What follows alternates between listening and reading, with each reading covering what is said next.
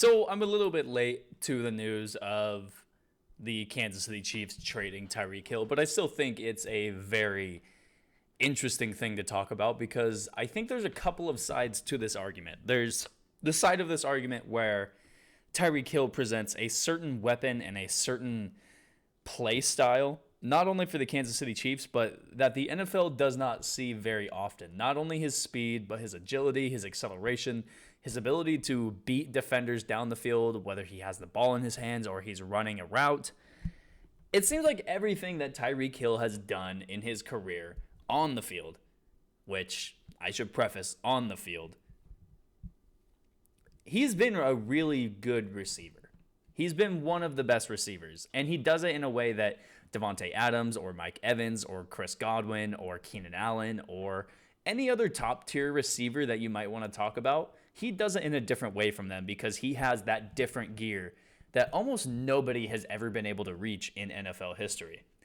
Now, the other side of this argument is the Kansas City Chiefs were not going to have enough money to pay Tyreek Hill.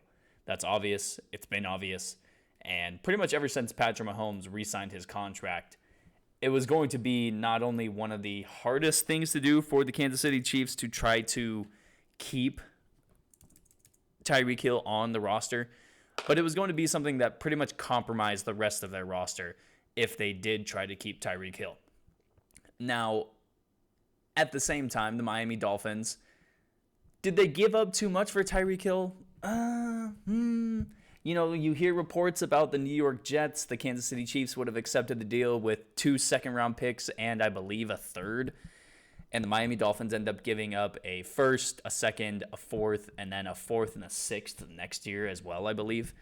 Not only do they do that, but they give Tyreek Hill a 4-year, $120 million extension.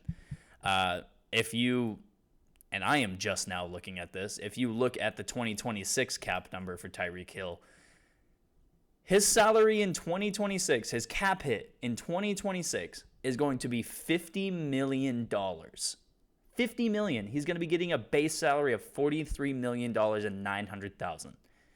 That is crazy. Especially when you consider he's going to be 32 at that point. Will he still be the same Tyreek Hill? Who knows? Even up until then, he's going to be a $16 million a year receiver, and he's going to be paid like one of the best receivers in the NFL, like he is. Now, there's off-the-field issues that have obviously been talked about with Tyreek Hill. I don't think the issues have been as bad lately and I'm not going to get into the off-the-field stuff because I'm sure if you don't know about it, you can look it up. But most of you who are watching this know about what Tyreek Hill has done previously off the field. I think he's at a point in his career where that's not really something that has to be worried about. And especially he's going to his hometown team.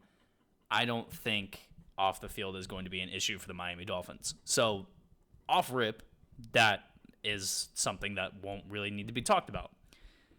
The Tua Tagovailoa piece to this.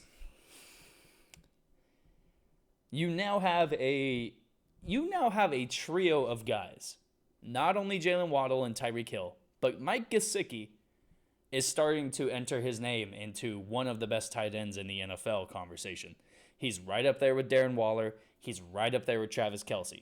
Now, I'm not going to say that he is tied with either Kelce or Waller for the best tight end in the NFL because I think those two are pretty much neck and neck when it comes to what they do for the team and how valuable they are for the team. But I think Mike Gesicki is right under them. I think Mike Gesicki has long proven that even with a quarterback like Tua Tagovailoa, who we think is not a great guy at this point, he's still been one of the best tight ends in the NFL. So now between Waddle, Hill, and Gesicki, the Miami Dolphins have a couple of options at this point. They still need a running back. They really, really need a running back. They need to finish out their offensive line. And they've still got a couple of holes on the defense that do need addressing. But they're right there.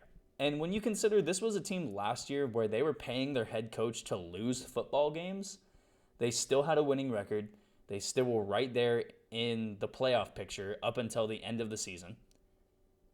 And I think if Tua Tagovailoa gets a real chance in Miami with this new and improved roster, with Tyreek Hill, with Jalen Waddle, with Mike Gesicki, with hopefully an improved offensive line, with hopefully a better running back, and with hopefully a good defense, Tua Tagovailoa could easily lead this team to the playoffs. Tua Tagovailoa could also be the reason that this team does not miss the playoffs. So I don't know if I'm a Dolphins fan. I've believed in Tua up until this point. Is my thing. I've fully believed in Tua up until this point. And I don't think he had a real fair crack last year. Like I said, his head coach was being paid to lose football games. The whole season, there was the cloud of if the Miami Dolphins are going to be trading for Deshaun Watson both during the season, and that's been a story after the season as well. I don't know if their head coach, Mike McDaniel, is the most deserved head coach candidate in the NFL. Again, their head coach last year was being paid to lose football games, so it makes sense that they would hire a head coach after that one that isn't probably the most deserving. But they could still be a playoff team. They could still be one of the best teams in the NFL if they actually take this seriously.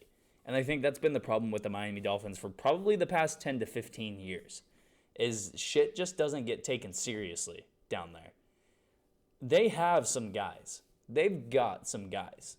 And now it's up to them to actually put this together and go out and win football games. And, the ownership group down there, they've had a long time to try to put a team like this together. And now that it's actually here, this is better than the team that made the playoffs with Ryan Tannehill a few years ago. This is probably the best team that they've put together in 20 to 30 years, just off a talent level. If they can actually get this done and make the playoffs, this will go a long way for the Miami Dolphins in terms of their development. If Tua Tagovailoa is the quarterback that does it for him, he will now enter his name into one of the best young quarterbacks in the NFL and one of the better feel-good comeback stories because, again, there's been a little bit of discontent with the Dolphins ownership group and Tua Tagovailoa's play, which is weird because it seems like the Dolphins tanked for like 2 years just to get their hands on Tua Tagovailoa, and they were lucky to get Tua in the first place. They need to actually start winning football games now, and it's time for this ownership group to step back and let them play, and hopefully it leads to them winning some football games and getting to the playoffs.